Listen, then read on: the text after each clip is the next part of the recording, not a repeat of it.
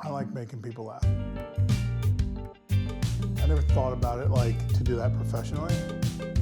I didn't think anybody would pay me for that. But I guess subconsciously, when we're all together, I just immediately start trying to make people laugh. It just happens. But nobody said, hey, I bet you can make a career out of that. What do you mean, nobody? Hello?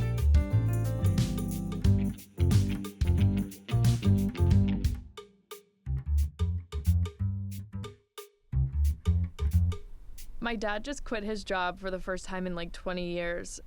And so I'm kind of bullying him into using this time as a way to find a new passion. When I first proposed this idea, I was like, Dad, I have this idea for a documentary and I want to make it about you. And he said, is it a documentary about fat people? And I was like, but when I told him what my idea was, he was like, I'm not doing that. He's like, I'm not doing stand-up. And it didn't take me long to actually convince him to do it. So he's coming for 6 weeks, and we're gonna put him through like a comedy crash course. And then at the end of that, we have booked him in an open mic at a comedy club in North Hollywood. Landed.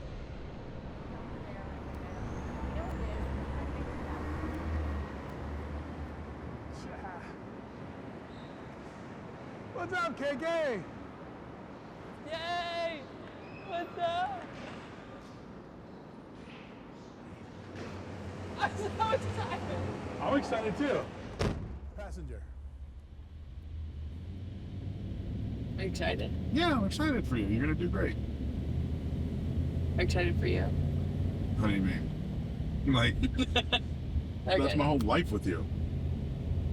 Kids either agree with you or it just never stops. Or you cry. That's my whole life. Or you cry. So do I get any instructions here? Dad, how many times do I have to tell you? Fucking hate you. All right, don't you have somewhere to go? When Kaitlyn first told you about this idea that she wanted you to perform stand-up, Yeah, I figured, I'll just smile and go along with it now. And then she's like, hey, guess what? Pack your bags, bitch. Yeah, and I was like, oh, damn, I gotta pretend to be funny. Dad, are you ready yet? Dad, are you ready yet? What are you doing? I fucking hear action. Dad, don't say action in documentary. You just want me to come out? I'll come out on my terms. I'll come out on my terms.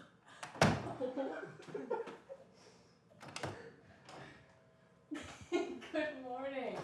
Good morning, How did you KK. sleep? Good.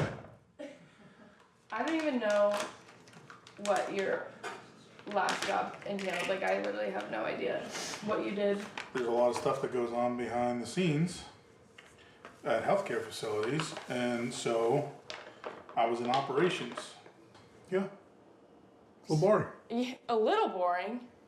You've never thought of work as more than just a way to make money. Right. I didn't think it could be fun. I didn't think it was going to be something that I woke up every day. I was like, this is cool. It just was always something I had to do. Okay, I think most people are like that. Yeah, okay, but let me ask you this question. How come you can't imagine that for yourself, but you can't imagine that for me? Because when you have kids, you'll understand one day that you just want them to have everything, and you'll sacrifice anything to make sure that they're happy and they follow their dreams. Yeah. And that's why you'll never have kids. Why do you want me to be a comedian so bad? Do you feel like that I'm not fulfilled, but you are? It has nothing to do with me. Does it? It doesn't. You've set up an environment where I know that I'm backed by you and that you are so happy that I'm doing what I love. And I want to do that for you because in this reality, you can just giggle. Yeah, I hear you. Yeah. There's more fun things to do in life. Yeah. Well, we'll give it a shot. Yeah, good. We have a family friend. His name is Gary Cannon. He's a warm-up comedian. He was the opener for Conan O'Brien. He's done The Masked Singer, The Bachelor, The Jennifer Hudson Show. He opens for all of the comics and hosts the comics at the Hollywood Improv. He knows crowd work very well. That's his thing. He knows how to get an audience excited and engaged. So he's gonna be teaching my dad how to do that. Oh, are we getting into it right now? This is okay. What do you know about crowd work? Because I think people think it's an easy way to fill time when it's not. It's kind of like a roast to me. That's how I view it. With crowd work to be successful, I learned this very quickly. If I wasn't smiling when I was insulting somebody, people would jump off immediately and say, that guy's just a dick. If an audience member burns me, I'm willing to let it go and let them have that moment. It makes you more human if you let them have the bigger burn. Yeah. Do you want to practice crowd work on the crew? Yeah, we could practice a little bit. Let's do it. I love you guys, okay? I'm gonna pretend to hate you in a little bit because I'm trying to do something here. Chick. Come on, louder, guys. Come on, let's do this. A little slower, come on. So, I feel like this is can you hear me back there? We can definitely tell it's your first time on stage. Yeah, thank you. What a dick. Oh, now all of a sudden he's at a loss for words. Just get into it. There's no loss for it. I need to figure it out. Move. Oh, coming up, I'm supposed to be like, give it up for Gary Cannon. Right. I forgot to do that part. And then, acknowledge that this is the largest room he's ever played in front of before. Hey, look at this one, smile. You look like you're having a good time. What's your name? Rachel, yeah. You like comedy shows? Kinda, yeah. Yeah, what do you do for a living, Rachel? I'm a writer's production assistant. What Starbucks do you work at? What about you? What's your story over here? You look like a maniac, yeah. I'm a filmmaker, so I don't know. What Starbucks do you want to work at? Because she might be hiring. I'll get her number after. Yeah. Yeah. You guys want to hear a good story about my son's nuts? What about this guy? He's been sleeping for an hour, so I just figured. He's the manager. Yeah. So Gary, at this point now, where would you go? I would close out with a joke, and then I would just say, that's it. Thank you. That's my time. Thank you. I think we'll kind of end it there. How about a hand for John, everybody? That was great. And by the way, just so you know, when you're doing your real performance, let's just say you're supposed to do 7 minutes, 6 minutes, whatever. Let's say you're at 5 minutes and you crush and get that great laugh. Forget the extra 2 minutes. If it were me, see where that big laugh is and just cut it. For a couple months now, I've just been writing down everything that I thought was funny. And I've got to find a way to pull everything that I have, put a structure to it. And I don't know how comedians, timing-wise, remember all their stuff in order and then know when to kick it and get out. And so, that's definitely something that I would need to work on. That's probably what has me the most concerned. Our friend Robert Kelly is gonna help my dad hone his ideas and put them in a stand-up set. Bobby's been writing jokes for 20 plus years. He's very well known in the comedy world. I mean, he's got a comedy special and he tours for his comedy and he's even been in movies. It gives my dad a real life example of something he can do in the comedy realm.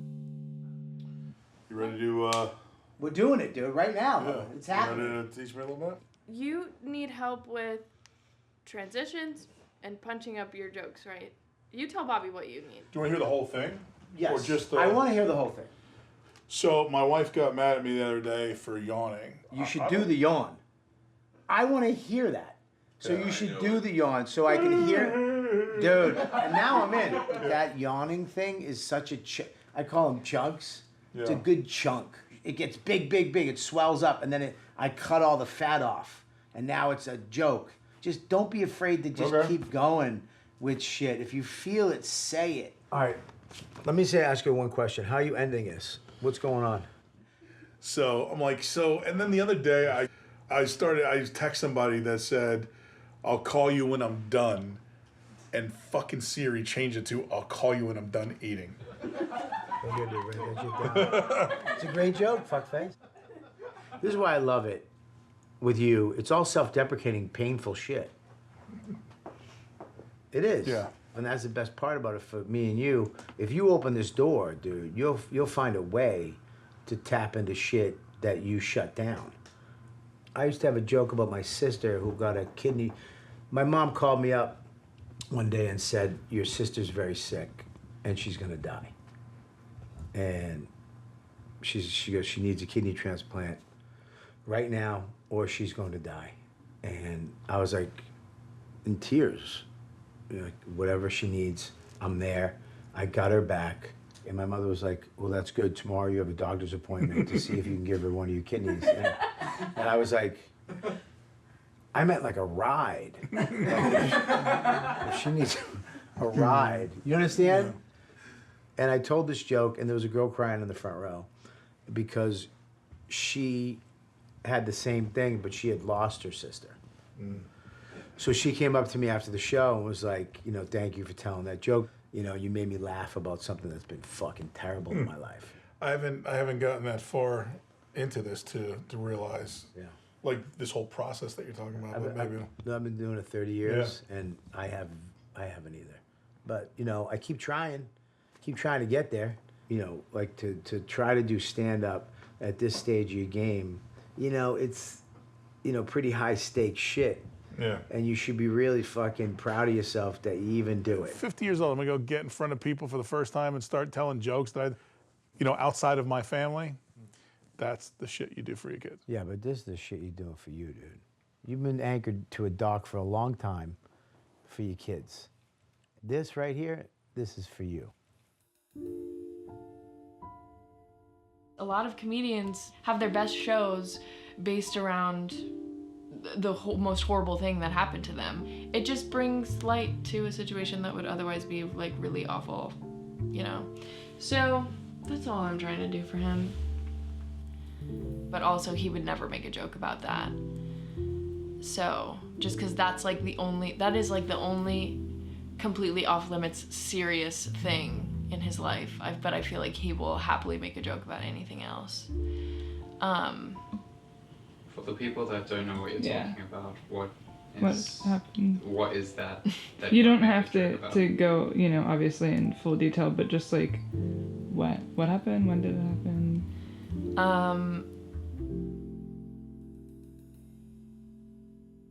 Joining us now is John Calta, Michelle's husband, and Kaitlyn, who is now 20 months old.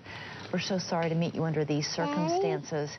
Thank you. I have nothing can bring your wife and Kaitlyn's mother back.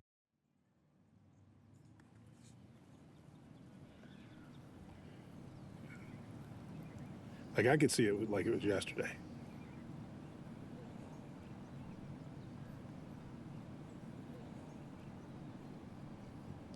She told me she was going to take you out for your first walk. She'd always tell me I love you and stuff, but she told me like 7 times before I left. And I went to work and I was leaving, I was driving home and I got a call that said, you know, your wife's been in an accident. I remember driving off the road because I was just so, you know, frazzled and nervous. And you didn't know where we were? I didn't know where you were. I didn't know anything, but at that point, I knew. She's dead.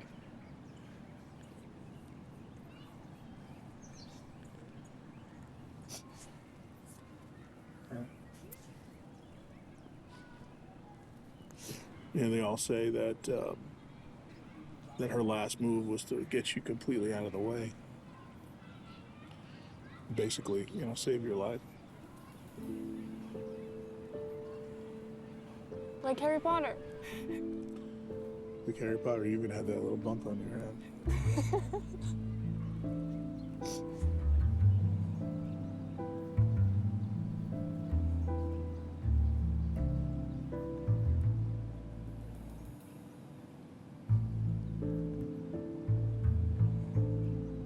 Every day was sad. You know, I didn't get to enjoy pretty much most of your childhood.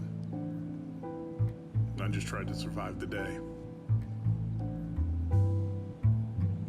I was looking so forward, you know, to having you. I've had a laugh, but it took a while.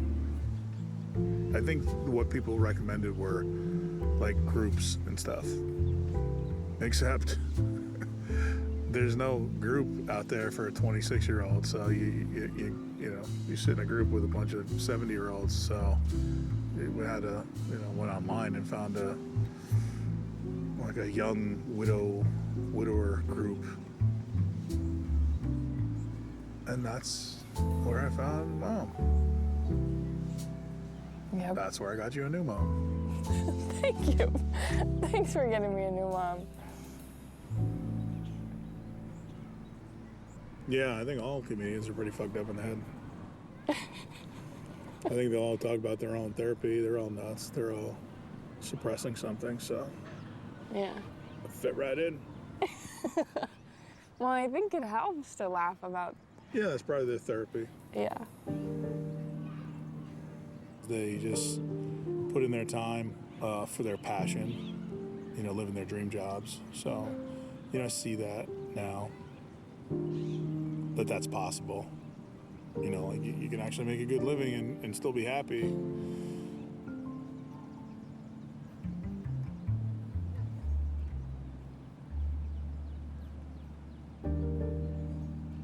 Okay, do you want me to quiz you on your categories? Yeah, you can do that. Okay. Number 1 is. Like the opening? Yeah, I know my opening. And then number 2 is. That's the family. Start with Mom. And then number 3 is. Family ends as Grandpa goes right into technology, into psychic medium, into closing. Yeah. Yeah.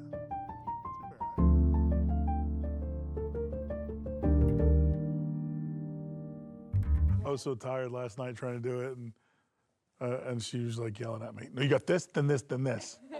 I was like, I liked it better when I wasn't going to tell you my set. Literally, well, after we went over it with Bobby, I was like, okay, I know it now. And so I was like, okay, so then you're gonna do this, and then he'd be like, oh yeah, and then jump to like the joke that was 2 jokes later, and I was like, no. Do you want to know how many times I fell asleep thinking about this shit? And I actually wrote good shit in my head, because in my dream I was like, oh, I wish I could remember this in the morning. And then I just can't. But I've gone to sleep thinking about jokes for like almost every night for the last 3 months. So I'm glad to finally be able to say them. Hello. The Comedy Chateau called and said that there was like a misunderstanding about what we were gonna do this weekend, and he was like, I thought that you guys were gonna, have him perform in the main show at 7:30. And the main show in the evening would be about 150 people, which is quite a step up. I mean, this will really be a test of his comedic ability.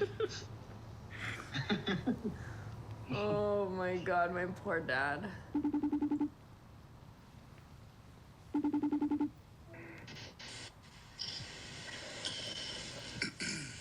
Hi, Chad. Hi. How are you? I'm fine. I have drama. The owner was like not happy because he was assuming that you were gonna get booked in the 7:30 show. Instead of the open mic? Yeah. Oh, shit.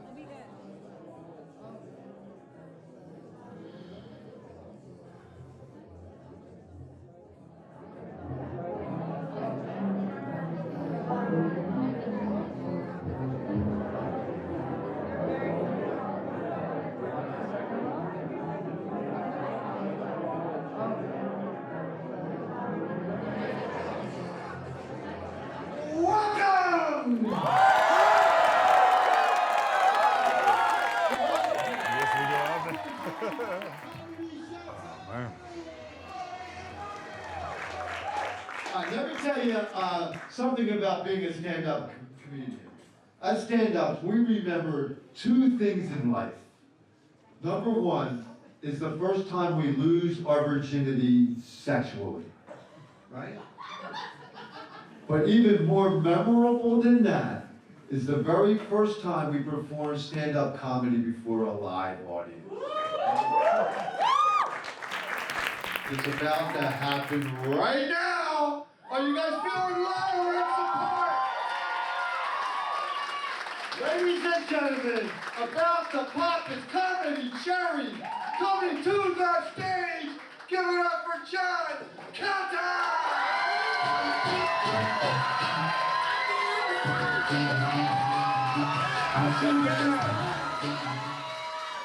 Hell yeah! Hey, sorry I farted on you on the way up here. Hey, go put your hat back on for us. Does Hasbro know you took the night off? Like the Monopoly man's here, bro. No shit, somebody's Uber Black is late and they're like, where the fuck is that guy with my car? Don't get married. I've been married almost like 25 years and my wife fucking hates me. Like, first of all, she's way too hot for me and she reminds me of that all the time. Like, she got mad at me the other day for yawning. And what the fuck? And it was like, ugh. And I look over, I see her rolling her eyes. I was like, did you just get mad at me for yawning? It's like, why do you have to sing when you yawn? Excuse me? How dare you? Like, that was a fucking treat for you, by the way. I didn't even know I was doing it. It's in my DNA. Like, I don't even, it's just like my grandparents, my uncles, everybody does that shit in my family. I mean, like, my great-grandfather yawned the fucking national anthem at the 1986 World Series. I mean, that bitch is like,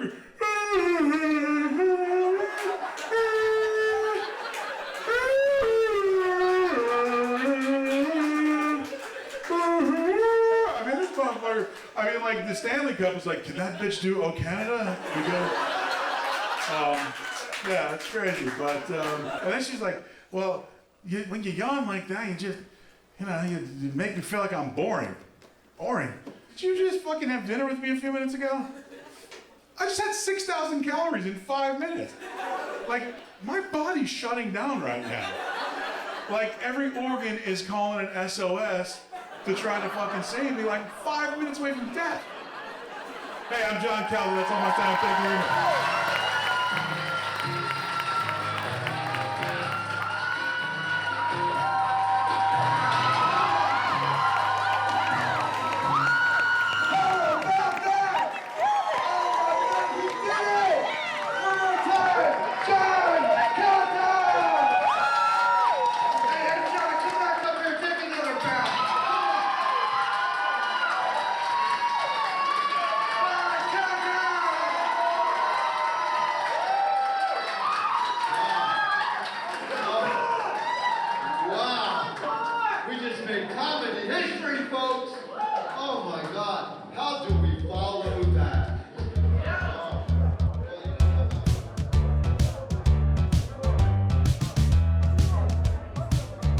There's just a sparkle in his eyes and like a happiness behind his smile that hasn't been there for I can't even tell you how long.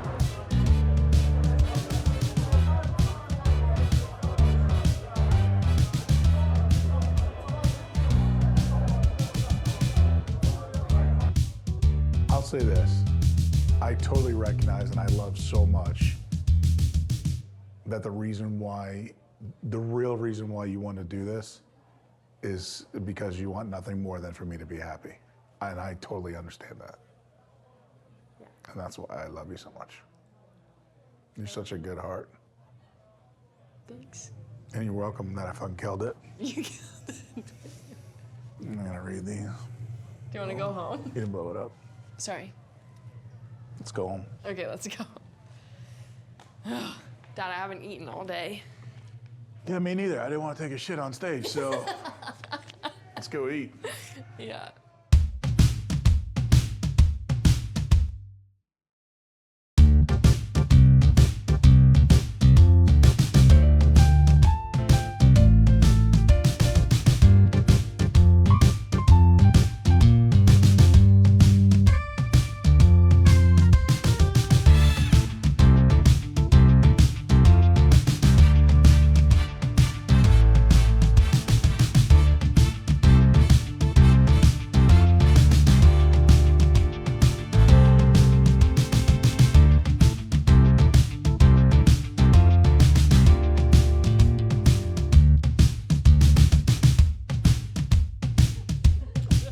So no, for real, guys. Though I just want to thank you guys for coming. It's my first time trying to do this type of stuff.